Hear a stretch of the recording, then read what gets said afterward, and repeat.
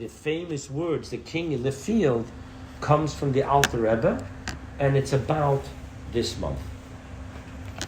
And what happens in this month, according to Kabbalah, is the reason why it's so much easier to do teshuvah, repentance, is because the king's presence is here with us. And then he goes on to say that the king shows a shining countenance and radiance of smile for everyone. We're going to talk about that smile. We're going to talk about what that does when Hashem smiles at you. Okay? So that's why I want to talk about intimacy. However, I want to share with you that talking about intimacy, obviously intimacy has been hijacked by Hollywood and is a euphemism for sexual stuff. That's not what intimacy is. Your greatest intimate relationships are usually nothing what to do with sexual relationships. The type of intimate relationships you have when you were in school, in college, the people that you bared your heart to, you told everything to, the people that you have friends for life, that's a different type of intimacy.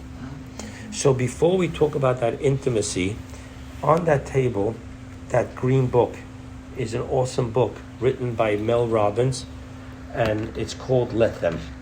Mel Robbins has a podcast. You guys familiar with Mel Robbins at all? You familiar at all with Mel Robbins? I've heard her. Very interesting story. She was like $80,000 in hock. Her husband was doing terrible. She was doing terrible. And one morning she was laying in bed, and it was NASA was shooting up a rocket, sending up a rocket, and she heard the countdown. 5, 4, 3, and that's when she clicked in her head, that's what I need to do. I count down and I get out of bed. Whether I feel it or I don't feel it, I'm in the mood or I'm not in the mood, that was her first thing. Mm-hmm. Then from there, she wrote that book, Let Them, which is an amazing book. But she has a podcast. You can look it up. What I'm going to do now is I'm going to play for you one little piece of one of her podcasts. She usually is interviewing people. Really, I listen to them all the time. One of the people she interviews is a person who I read his book. I have his book in my room. His name is Dr. Gabor Mate. Familiar with him? On Facebook, he pops up all the time. He's actually going to be speaking in Florida. He's a Jew from Hungary. And part of the time he was a family practitioner, but for a very long time, he was in Montreal, in one of the worst neighborhoods. He was dealing with addiction. He was helping people in a hospital for addiction. He wrote a book in the realm of Holy Ghosts, and his main thing he talks about is trauma. He's having an hour and 40-minute conversation with Mel Robbins. I'm going to play with you one little piece, and then we're going to talk about intimacy. Well, I'll share it with you. When I was in the 4th grade, I woke up in the middle of the night on a family vacation, and an older kid was on top of me. Okay. All right. And that had massive implications on my life. In what way? I was 4th grade. Yeah. And I was sound asleep, so I was in a safe space. Mm-hmm. Wake up to an older kid on top of me who was fondling me. Okay. Here's the question I'm going to ask you. How did you feel when this happened?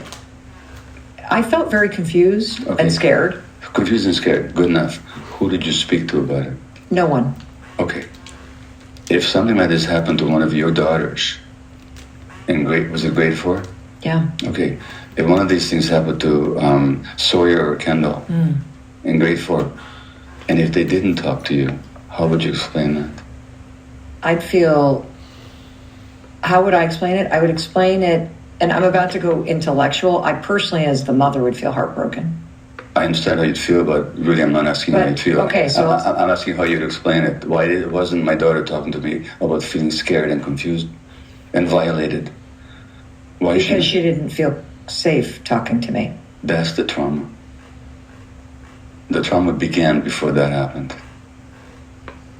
Because if you had been able to talk to your parents, and they would have said, this is awful, you must feel terrible, come here, let me hold you, and let's deal with the situation. So the trauma is not only in what happened, it's that you were so alone when it happened. And that aloneness was yours before this traumatic event ever occurred. As a matter of fact, abusers can tell with almost laser-like accuracy who's defended and protected and who's not, who can be victimized and who cannot. So that your primary traumatic event was not this event. Not that this wasn't traumatic, of course it was hugely traumatic, but it became hugely traumatic because you were alone. And that sense of lack of safety and lack of protection. Furthermore, you may not even have... So what we just heard was the true definition of trauma is feeling alone, unprotected, unsafe. What happened to her, which by the way, I had to do my own research when I first became a rabbi in 1993. I was working for my brother at the time. My brother had to leave for a long amount of time to Australia. I was left there alone. And my first huge rabbinical service was to bury a mother and a daughter that was killed by the daughter's husband. And we had to fly back the bodies from Philadelphia. It was crazy. And knowing the family, I had to understand how. We found out that her husband, they found a torture dungeon. I mean, what this girl was going through. And the problem was that this girl was no pushover. And was no pushover. And we had to understand how it happens. And obviously what happens is that every single abuser, the first thing they do is they cut off your support system. You can't call your family, blah, blah, blah, and so forth and so on. But the question is, how did she allow that to happen? He is saying that abusers almost never make a mistake. They almost never abuse the wrong person. So the real trauma is the being alone. So long before whatever happens, you're already dealing with the trauma. It proves itself that when something happens, you have no one to talk to. Now, he doesn't talk about this situation because it's not what happened to Mel, but I can tell you from my own years of dealing with people with this, worse than this is if you do think you have who to talk to and they don't believe you. And all of a sudden, your own parent is protecting the abuser rather than you. Now you're dealing even with a whole new level of shock. But ultimately speaking, what's been proven is that you're alone. Now, the definition of alone, I want to just share with you. The definition of alone has nothing what to do with the amount of people you have in your life. There are people that you think, oh my God, these people, they have such, they're the life of the party, they're this and they're that, only to find out that they're extremely lonely. You could be in a room full of people smiling to you and hi and this and that, you're lonely. You can be alone in a room and you're not lonely. Because you're just a phone call away from people that will take their shorts off the back in a moment. Hey, I need you here. Sure, I'll be right there.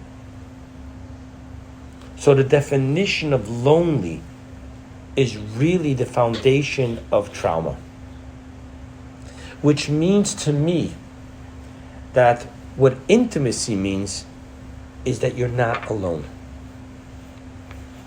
Intimacy means that there's one person who you're intimate enough with that you can tell anything to. Will never judge you, will always be there for you. So when I talk to you about God is in the field and God is smiling to you, there is a very big difference between the great big God of my fathers and my forefathers who split the sea, who created the blah, blah, blah, versus the God who cares about me. My tears make a difference to this God. When I talk, this God listens. When I'm hurting, this God is there to comfort me. So I want to give this clear definition of what intimacy means when we're talking about the month of Elul, which is supposed to lead up to the ultimate prayer of Avinu Malkeinu, my father, my parent, my king. Don't be my king if you can't be my parent. And what I mean when I say my parent, I mean intimacy. I mean I'm not alone because you have got my back. You know my hurts, you know my pains, you know my means, you know my weaknesses, you know my dark secrets, and you still love me. And you're still here for me. Okay? And just to be clear, when you say God is my father, for some people, that is the one reason I don't want to deal with this God. Because if this God is my father times infinite, please get me out of here. And that's a whole different conversation. There's a whole different conversation understanding the dysfunction that our parents went through, and therefore dysfunction breeds dysfunction, hurt people, and as much as they mean and try to do the best they can, they're your problem, they're not your solution. And it's not about judging them, it's about understanding their inner child, understanding their pains and what they were not capable of doing. And it wasn't by choice. So what we're talking about, the month of Elul, is to understand and embrace and feel the intimacy, so that when you do say the words Avinu Malkeinu, you're sure. You're sure of the outcome before you even start. Because he's my father, he got my back. Okay? So talking about that, I want to translate it into our service with God. There are two separate mitzvot that sound alike, smell alike, taste alike, but they're not alike. One is emunah and one is bitachon. Faith versus trust. Faith in God can leave you very lonely. Faith in God is a very abstract thing. Trust in God is very tangible. Trust in God has one litmus test. And when I read this from the Rebbe, writing in a letter to someone, I was like, oh my God, you can't play with that. You know what the litmus test is? How do you sleep at night? That'll answer me if you have trust in God or not. Like on your back or your side? No. Do you sleep, or do you sleep like a baby or not? If you're not sleeping like a baby, then you have faith in God, but you don't have trust in God. Because you don't trust him to you don't bring back in the morning? Because you can't trust God and worry. They're mutually exclusive. If you're worrying, then you don't trust. And if you trust, you don't worry. So intimacy breeds with trust. A relationship is destroyed when trust is destroyed, not when love is destroyed. Love can be rebuilt, so can trust, but that's a whole other animal. So what we need to talk about tonight is trusting God, not believing in God. There is a comedian who was in Israel during all the hard wars. There was two people, and I grew up on their records. They were Yiddish. And what they would do is they would make skits out of every war. And it's hilarious. They take the whole 6-Day War and they turn it into a comedy skit. Now, these guys were ex-yeshiva boys from before the Holocaust. They make it to Israel. Their name is Jiggin, and the other one is Schumacher. Jiggin and Schumacher. One of the things that Jiggin and Schumacher, I remember this line as a kid, one of the things they say, as der Eibishter will, schießt Besen.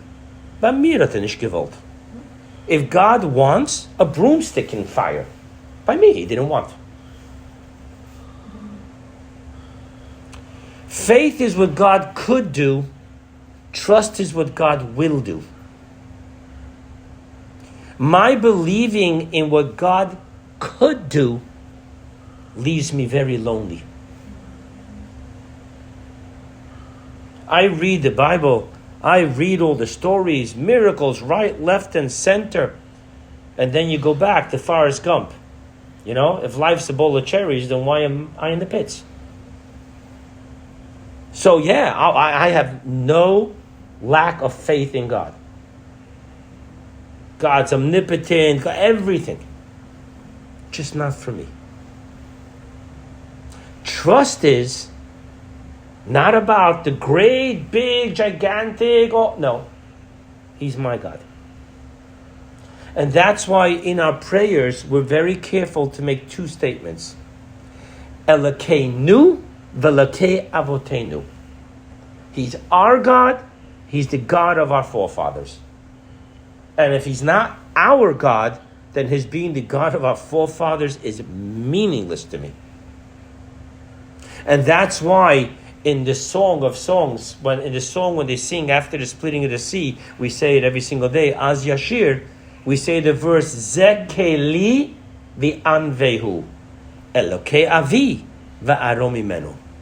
This is my God, I will beautify him. This is the God of my fathers, I will exalt him. The difference. If he's my God, I'm going to beautify him. The God of my fathers, I'll talk to you about how great he is. Oh, you think he's that great? No, he's not great. But that leaves me very lonely. What do I have from a great big God if he's not my God?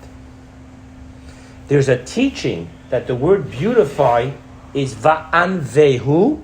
Read it as two words. Ani vehu. Him and I. You're probably all familiar with that famous book, play, The King and I. That's what makes it real. So I was sitting by a class. It's very interesting. This was in Fort Lauderdale. And in Fort Lauderdale, there was a guy there, 3 brothers. I was very friendly with them. And one of them told me, he says, listen, I have a girlfriend. And she's not Jewish. Can I bring her to the class? I said, sure. And he says, heads up. She's in stage 4. She doesn't have long. I was like, wow. Tonight, the class was about faith and trust. So I'm giving all the explanations and all the mystical teachings and da. And this woman, she's not alive no more. And she tells me, Rabbi, you mind if I share something about faith and trust? That's a beautiful moment. Because now I'm going to actually get to learn from someone who's in the trenches. She says to me like this. Later I heard people heard it, but that was the first time I heard it from her. She said to me, you're sitting at a circus and you're watching the high wire act. The guy's walking, not with a stick, but with a wheelbarrow. You're sitting in the audience, you are not nervous. The man's done it 100 times before. He'll do it 100 times after. That's faith. Trust is getting into the wheelbarrow. Then I read in this letter I told you about, the Rebbe writes about trust. The Rebbe says like this. To have faith that everything is for the good and God has a reason and God is just, that's faith. Because if you have to justify an unpleasant outcome, that's not trust. Trust is, this is going to be good. Not that I'm going to have to open up the Talmud and ask a rabbi to explain to me, how can this be good? No. If I need a rabbi to interpret how this is good, then it's not good. Trust is, this is good. I trust that this is going to work out exactly the way I want it to work out. That's intimacy. I'm going to share with you something I had to say at that class, which I'm not going to, most people know the Gettysburg Address. They don't know that he wasn't the real speaker. The real speaker spoke for an hour and a half. I used to know his name, and we know very little of what he said. Abraham Lincoln jotted a note on the train, and everyone knows the Gettysburg Address. So just that you know, that lady, she delivered the Gettysburg Address. I delivered a whole class. What she said really carries me. But I want to share with you what I said at that class. I said, I have a friend, and even when I'm talking now, the name comes to me. Just like the name came to me then. If he had to ask me for a favor, hey, do me a favor, I got a problem with my credit. Can you please, your credit card, can you make me one? You can order a second card for someone else. He's the person that, sure. What happens if 1 month I get the statement, I put a $10,000 bill on my card? How will I feel? Betrayed. What? Betrayed. That's a problem. Because if you could feel that way, you should have never made him that card. Because you had faith in him, you didn't have trust in him. He's the guy that if a $10,000 thing shows up on my card, I won't panic. I won't panic. I'll call him up. Hey, Yossi, what's going on? Yeah, I couldn't get to you. Don't worry. I'm paying you. You see trust? So, if you spend an hour in a total panic because you couldn't get a hold of him, you should not have made him that card. He's not someone you trust. I will share with you that I get what your answer is. Well, you invested your trust in him, and then he's misusing your trust. So why do you feel that way? I'll tell you why. Because both of us have lived life. We have trusted the wrong people. We have been betrayed. And that is a very possible scenario. But all it takes is that one conversation to change your perspective. And then, mind you, you do feel like an idiot. Who betrayed who?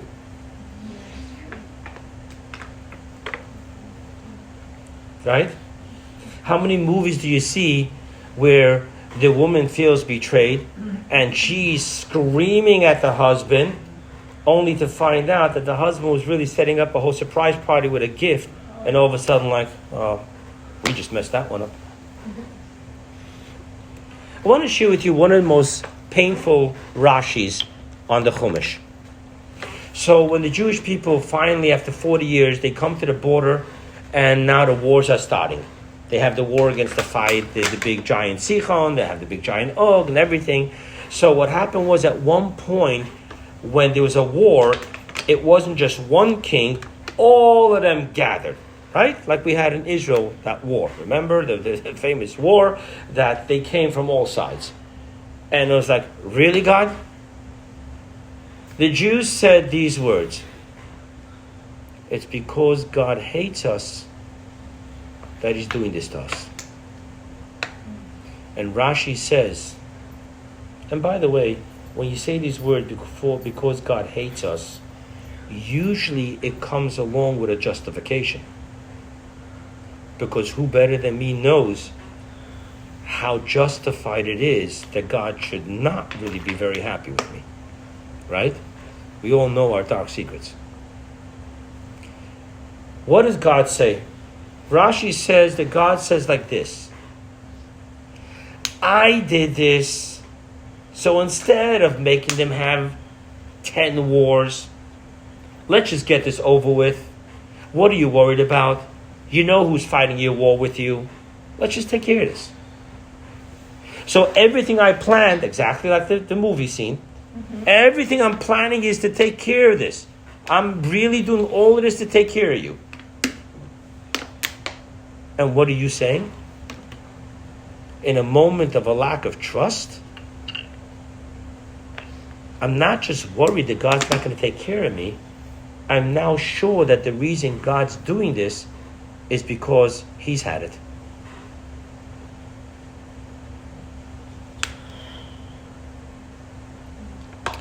I want to take trust to one level further. When I was in Cape Town, so Friday night they asked me to speak. And I shared with them that the Torah portions that we've been going through, the beginning of Deuteronomy, is very hard to hear. Because Moses is just reminding the Jews of everything they did for 40 years. And here you made the golden calf, and here you complained about the manna, and here you complained about the water, and here you complained about this, and here you complained about that. And it really sounds bad. And then Moses says, and now what does God ask from you but to fear Him? And Rashi wants to know, what's the word va'ato, and now? And now? And now, Rashi says, Moses is saying like this, after all you did, and all that you betrayed, and all that you doubted, He hasn't stopped loving you. And now, let's get this relationship going. So, I was sharing with them in Cape Town that this is not something you're usually going to hear from a rabbi. Because it sounds so sacrilegious, and I can bring you numerous verses that contradict what I'm about to say. But what I'm saying has to be true, or we have no trust in God. Have you ever heard the saying, I love you, but I don't like you? You ever heard that saying? What does it mean, I love you, but I don't like you? What it basically means is, you're my flesh and blood. I love you. Of course, push comes to shove. You know, I get a phone call, you're in the hospital. I don't care that you didn't talk to me for 2.5 years. I'm on a plane. Because I love you. I really don't like your behavior. I really don't like your attitude. We need to understand that that's how it is with God. Now let's spell this out. If you believe that there is anything that you can do that would make God love you anymore, or if you believe that there is anything you can do that would make God love you any less, then you do not believe that God unconditionally loves you. You can't play with that. Either God has unconditional love or He doesn't. And the word unconditional means that if you did the greatest mitzvah in the world, He doesn't love you anymore. If you did the most horrific, perverse sin in the world, He doesn't hate you any less. Because if He would, then His love's conditional. We have a very hard time wrapping our head around that. Because we live in a world where people disown their kids right, left, and center.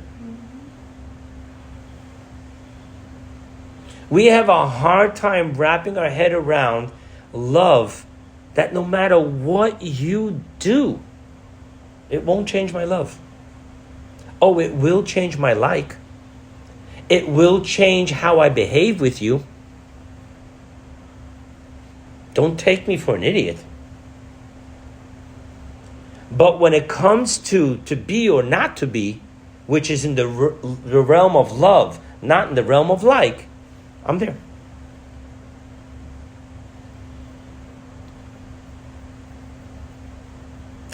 Trust is built on unconditional love. I have yet to meet a real person who lacks trust in God because of God. Most people who lack trust in God is because they justify that I don't deserve for God to be there for me. You people know me for, since the year 2000, 2.5 decades.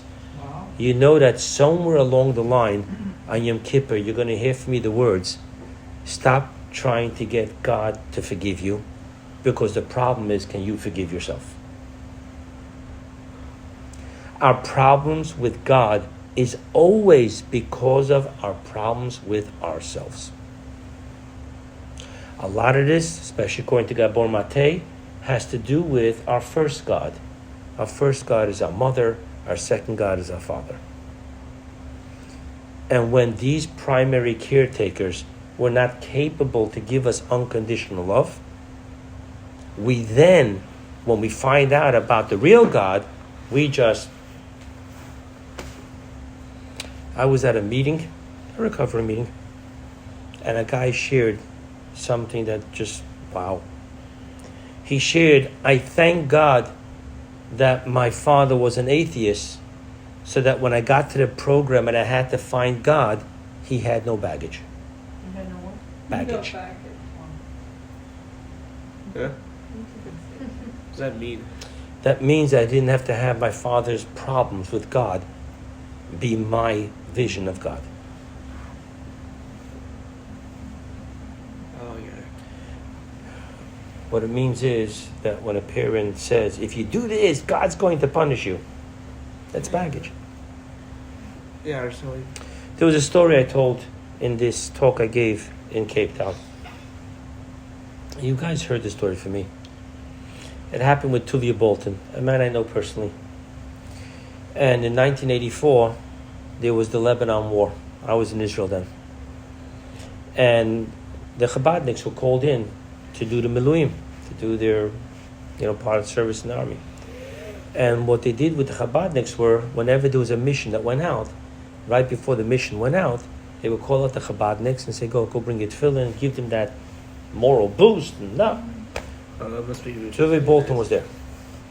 And there's he told me, there's 2 jeeps going into Lebanon. You can imagine how they're sitting there, He walks up to the first one. Slicha, chayal yakar, tarotzel leniach tefillin. Excuse me, precious soldier, would you like to put on tefillin? And the soldier answered him, Matalota uf memeni karega an yorid lecha tarosh. If you don't disappear from in front of me this instant, I will remove your head. He just walked right over to the next one. Excuse me, chayal yakar, tarotzel leniach tefillin. And this soldier tells Rabbi Bolton, Rav, if I put on tefillin, will God bring me back alive? No, Tuvia Bolton is a Chabadnik. So he told the soldier, absolutely not. The soldier looked at him. He said, God's going to bring you back alive because you're his child. Whether you put on tefillin, you don't put on tefillin, that's not why he's bringing you back alive. He's bringing you back alive because you are right now on this truck as his child, sacrificing your life for his children, for his land. That's why he's bringing you back. Whether you keep kosher, you don't keep kosher, you put on tefillin, you don't put on tefillin, that's secondary, third, fourth, 100th. Now I want to ask you, soldier, would you put on tefillin for such a God? So did he put on He tefillin? put on tefillin, and after that, the first guy gives a scream, Epa! So now Bolton's ready, okay? Rolls up and says, so Chabadniks, Masha batuach batuach. First you put on film, then we'll have the conversation. Let's get the job done. And after he puts on film, he asks him, what happened? Not 5 minutes ago, you were going to take my head off just for asking you. And he said, I heard what you answered. I will not put on film for a God who tells me, now you need me. Put on film. He said, I will not belong to such a God. But I heard what you answered him. That's the God I'll put tefillin on for. I will put on tefillin for. Now, what many of you don't know is that unfortunately, I deal with people who told me that they would have to listen to their father and their mother fighting. You didn't go to the mikveh, your son's not going to make it back from the army. I know exactly such a story. A husband told his wife, because of you, our kid's going to die. So it makes sense that there's an animosity to that type of relationship. But when you talk about the unconditional love, when you realize that all the clergy were just abusive, they were just freaking abusive. They used God as a paddle to be in control.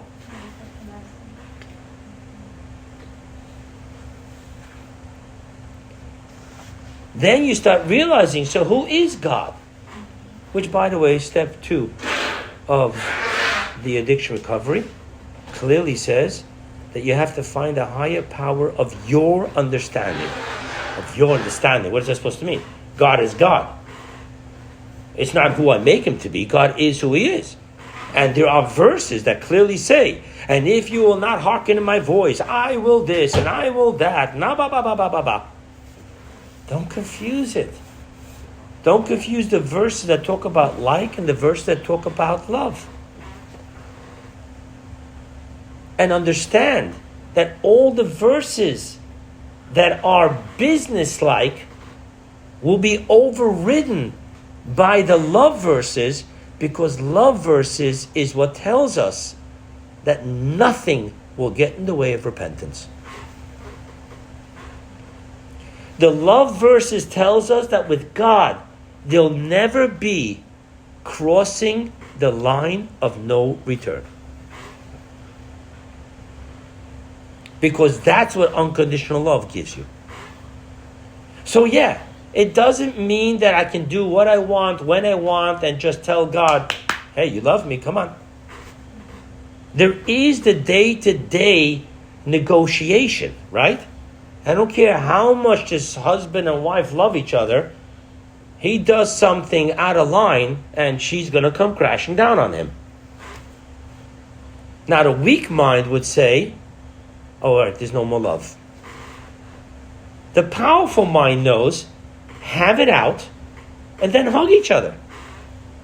Hey, sweetheart, I had to straighten this out. I had to draw a boundary. I love you. What's one to do the other? What does one have to do with the other?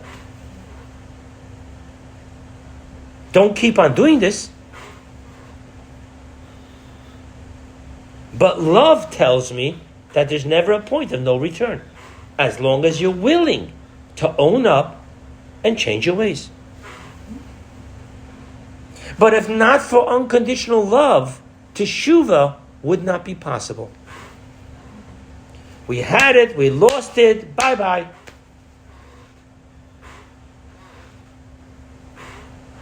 It's hard for us to understand this, because we live in such a world of every relationship that you can think of is conditional. And gets pretty ugly.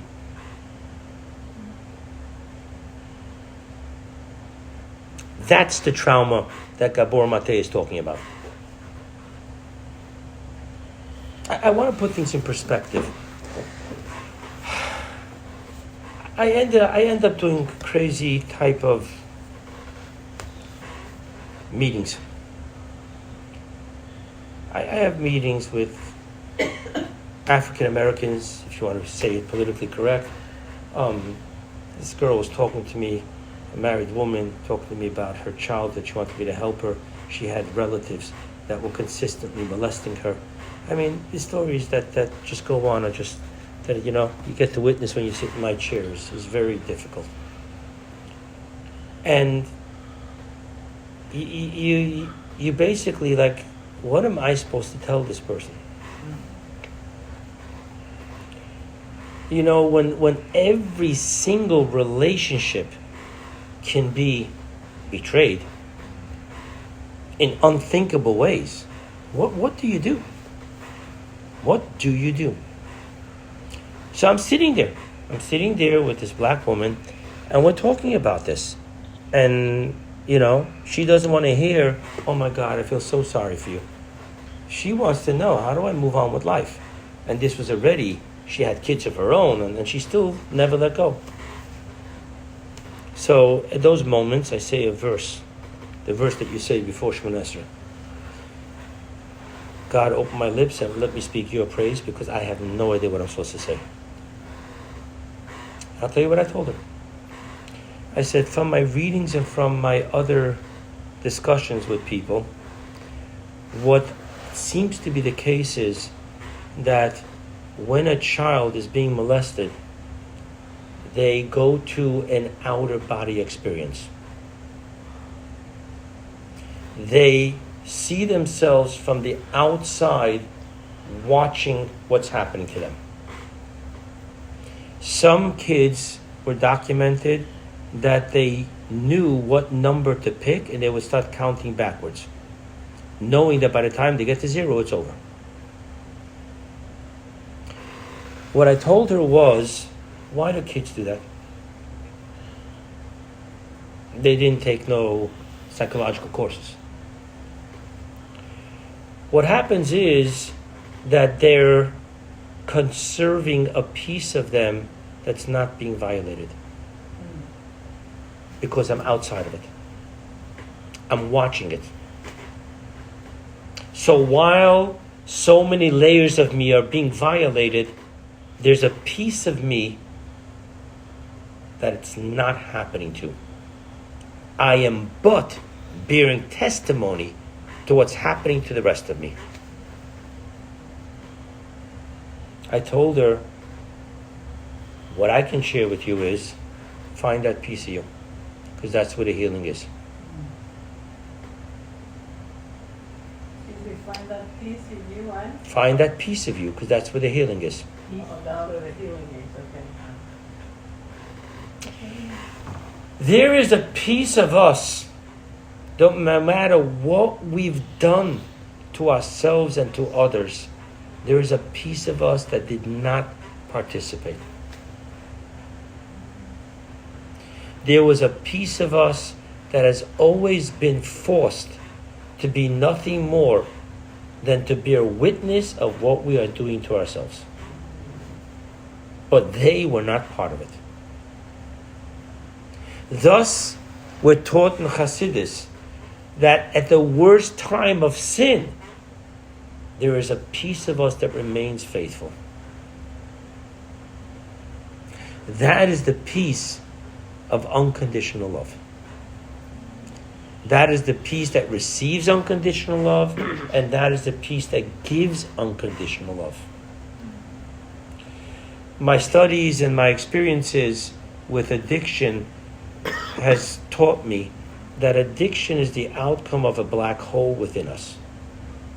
And the problem with a black hole is you can never fill it. But the torture, the pain, the discomfort, the dis-ease has us consistently trying to fill it. And you can't. So what could you do? What we've got to do is find a piece that is beyond the black hole. Because whatever created that black hole, that piece of us was nothing more than bearing testimony of what was happening to the rest of us. Why did I go to this? And with this I'm going to finish. Why did I go to this? Because it is said that what you don't have, you can't give. Now, if we don't have within us the capacity of intimacy, then there is nothing that God can do that will make us feel his intimacy to us, and there's nothing that we can do to give intimacy to others. Many of us have molested and raped ourselves so badly that we just don't have the capacity for intimacy. Many of us, if we didn't do it to ourselves, life did it to us. So this class is a beautiful abstract study.